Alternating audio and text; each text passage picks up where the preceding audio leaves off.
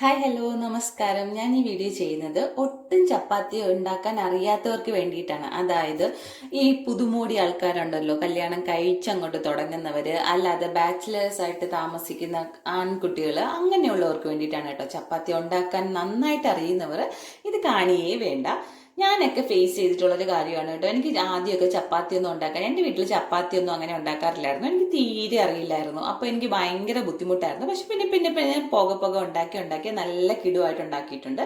ഞാൻ എങ്ങനെയാ ചപ്പാത്തി ഉണ്ടാക്കി പഠിച്ചതെന്ന് കാണിച്ചു തരാം. ആദ്യമൊക്കെ കേട്ടോ, ഇപ്പൊ ഇങ്ങനെയൊന്നുമല്ല. ഞാൻ കുറച്ച് നമ്മളിപ്പം ഞാനൊരു 10 ചപ്പാത്തി ഇപ്പൊ ഉണ്ടാക്കി കാണിക്കുന്നത്. അതിന് വേണ്ടിയിട്ട് ഞാനൊരു അര കപ്പ് ചപ്പാത്തിന്റെ മാവ് എടുത്തിട്ട് അത്ര അളവിലും അതിൽ കുറച്ചും കൂടെ നമുക്ക് വെള്ളം ഒഴിച്ചു വരുമ്പോൾ അറിയാലോ, ഒന്ന് കുറുക്കാൻ വേണ്ടിയിട്ടുള്ള വെള്ളം ഒഴിച്ച് ആദ്യം ഞാൻ ഈ മാവ് ഒന്ന് ഇങ്ങനെ ആ ഒരു കൺസിസ്റ്റൻസിയിലാക്കി എടുക്കുന്നുണ്ട്. എന്നായത് വെച്ചാൽ നമ്മളൊരു ദോശമാവ് പരുവത്തിൽ. അതായത് നമുക്കിത് വീണ്ടും ഇങ്ങനെ കുറുക്കി കുറുക്കി എടുത്ത് നമ്മൾ ഗ്യാസിൽ വെച്ച് ഇതൊന്ന് കുറുക്കി കുറുക്കി എടുക്കാൻ വേണ്ടിയിട്ടാണ് ഇങ്ങനെ ചെയ്യുന്നത്. അതായത് നമ്മൾ ഈ കുട്ടികൾക്കൊക്കെ കുറുക്കുണ്ടാക്കില്ലേ, ആ ഒരു പരുവത്തിലാക്കി എടുക്കണം. ഇപ്പം കണ്ടില്ലേ, ഞാൻ വെള്ളം ഒഴിച്ച് ഈ ഒരു കൺസിസ്റ്റൻസിയിലാക്കിയിട്ടുണ്ട്. ഇങ്ങനെ നമ്മൾ ഇങ്ങനെ പൊക്കി ഒഴിക്കുമ്പോൾ അതിങ്ങനെ വന്ന് നമ്മൾ വെള്ളം ഗ്ലാസ്സിൽ നിന്ന് വീഴുന്ന പോലെ വീഴണം. ഇനി നമ്മൾ ഇതൊരു ലോ ഫ്ലെയിമിൽ വെച്ചിട്ട് ഇതിനെ ഇങ്ങനെ കുറുക്കി കുറുക്കി എടുക്കണം. നമ്മുടെ കുട്ടികൾക്കൊക്കെ കുറുക്കുണ്ടാക്കുമല്ലോ, അതൊന്നും നമ്മൾ ബാച്ചിലേഴ്സിന് പറഞ്ഞാൽ അറിയില്ലായിരിക്കും. സംഭവം പാത്രത്തിൽ നിന്ന് വിട്ടു വരുന്നത് ഈ ഒരു പരുവം. അങ്ങനെ നിങ്ങൾ ചെയ്ത് നോക്കുമ്പോൾ നിങ്ങൾക്ക് മനസ്സിലാവും. പ്രത്യേകം ശ്രദ്ധിക്കുക, ലോ ഫ്ലെയിമിൽ മാത്രമേ ഇടാവൂ, അല്ലെങ്കിൽ നമുക്ക് പണി കിട്ടും കേട്ടോ. എനിക്ക് കുറേ തവണ പണി കിട്ടിയിട്ടുണ്ട്. അത് നമ്മൾ ഹൈ ഫ്ലെയിമിൽ ഇടുമ്പോൾ പ്രശ്നമെന്ന് വെച്ചാൽ ഇത് അടിയിലും പിടിക്കും, പിന്നെ ഇതിന്റെ ആ ഒരു കട്ട കെട്ടിപ്പോവും. അങ്ങനെയായി അത് നമ്മളൊന്ന് തണുപ്പിച്ച് നന്നായിട്ട് ആറിയ ശേഷം വീണ്ടും നമുക്ക് ആവശ്യമുള്ള പൊടി ഇടുക. എനിക്കിപ്പം ഇങ്ങനെ ഉണ്ടാക്കി അറിയുന്നത് കൊണ്ട് ഞാൻ നേരെ കവറിൽ നിന്ന് തട്ടുന്നത് കേട്ടോ. നിങ്ങൾക്ക് ആവശ്യമുള്ളത് നോക്കി കപ്പൊക്കെ നോക്കി ഇടുക.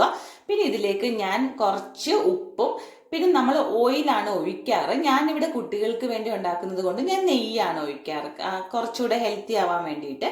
അങ്ങനെ എന്നിട്ട് ഞാൻ സ്പൂൺ വെച്ച് ഇതൊന്ന് കറക്കിയെടുക്കും. കാരണം ഓൾറെഡി ആ മാവിൽ നമ്മൾ കുറുക്കിയെടുത്ത മാവാണല്ലോ. കണ്ടോ, ഞാൻ ഇങ്ങനെ കൈയിട്ട് ഞെക്കുമ്പോൾ തന്നെ കണ്ടില്ലേ, ഇങ്ങനെ നമുക്കിത് കുഴച്ചെടുക്കാനും ഭയങ്കര സിമ്പിളാണ്. പിന്നെ നിങ്ങൾക്ക് തീരെ കുഴയ്ക്കാൻ വയ്യ, അല്ലെങ്കിൽ കയ്യിലൊക്കെ ആകുന്ന ബുദ്ധിമുട്ടുണ്ടെങ്കിൽ നമ്മൾ ആദ്യം കുറുക്കിയെടുത്ത ആ മാവിനെ നേരെ തണുത്തതിന് ശേഷം മിക്സിയിലോട്ട് തട്ടുക. അതിലേക്ക് ആവശ്യമുള്ള പൊടി എടുത്ത് ഒന്ന് കറക്കിയെടുക്കുക. അപ്പോൾ ആവശ്യത്തിന് ഒന്ന് ഇതായി കിട്ടും. പിന്നെ കൈ വെച്ച് ഒന്ന് കുഴച്ചെടുത്താൽ മതി. നമ്മൾ കുഴച്ചെടുത്തപ്പോൾ കണ്ടില്ല, ഞാൻ കുഴച്ചെടുക്കുന്നത് നമ്മളെ വിരൽ വെച്ച് ഇങ്ങനെ അതിലൊന്ന് പ്രസ് ചെയ്യുമ്പോൾ നമ്മളെ വിരൽ ഇങ്ങനെ താന്നു പോകുന്ന ആ ഒരു പരുവം.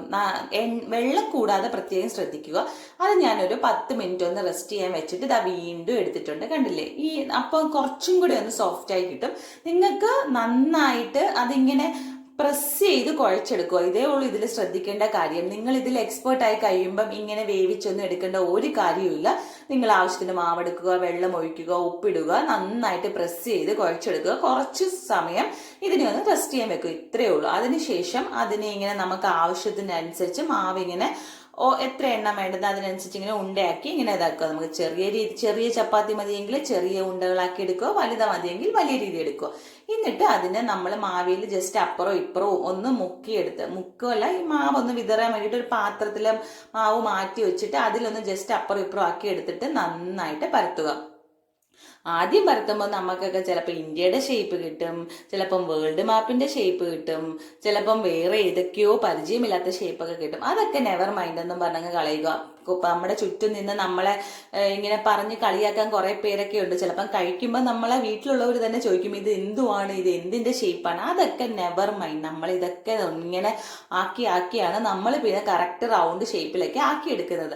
അതിലൊന്നും വലിയ കാര്യമില്ല. പിന്നെ നമ്മൾ പ്രത്യേകം ശ്രദ്ധിക്കേണ്ടത്, നമ്മളെ പാൻ ഉണ്ടല്ലോ, അത് ഒരു മീഡിയം ഫ്ലെയിമിലിട്ട് ചൂടാക്കി എടുക്കുക. എന്നിട്ട് ഞാൻ ചെയ്യുന്നതെന്ന് വെച്ചാൽ ഇതിൽ പിന്നെ ഞാൻ ഓയിലൊന്നും അപ്ലൈ ചെയ്യില്ല. നമ്മളെ ദോശമാവ് ചുടാൻ വേണ്ടിയിട്ട് നമ്മൾ ദോശക്കല്ലിൽ ഇങ്ങനെ ഓയിൽ അപ്ലൈ ചെയ്യല്ലോ, അതുപോലെ ഞാനൊന്ന് അപ്ലൈ ചെയ്ത് കൊടുക്കും. പിന്നെ ഇത് തിരിച്ചു മറിച്ചു ഇട്ട് ഇങ്ങനെ ചുട്ടെടുക്കും. നമ്മൾ തിരിച്ചു മറിച്ചു ഇടുമ്പോൾ വെച്ചാൽ ആദ്യം ഒരു 10-40 സെക്കൻഡ് ആഴ്ത്തിയിടുക, പിന്നെ അടുത്തത് വീണ്ടും ഒരു 10-40 സെക്കൻഡ് കഴിഞ്ഞ് തിരിച്ചിടുക. ഇങ്ങനെ തിരിച്ചു മറിച്ചിട്ടിട്ട് പിന്നെ ആദ്യത്തെ ഒരു തിരിച്ചുമറിപ്പും കഴിഞ്ഞ ശേഷം നമുക്ക് നമ്മളെ ചട്ടുകം വെച്ച് ഇങ്ങനെ പ്രസ് ചെയ്ത് കൊടുക്കുക. അപ്പൊ അതിങ്ങനെ പൊങ്ങി വന്നോളും.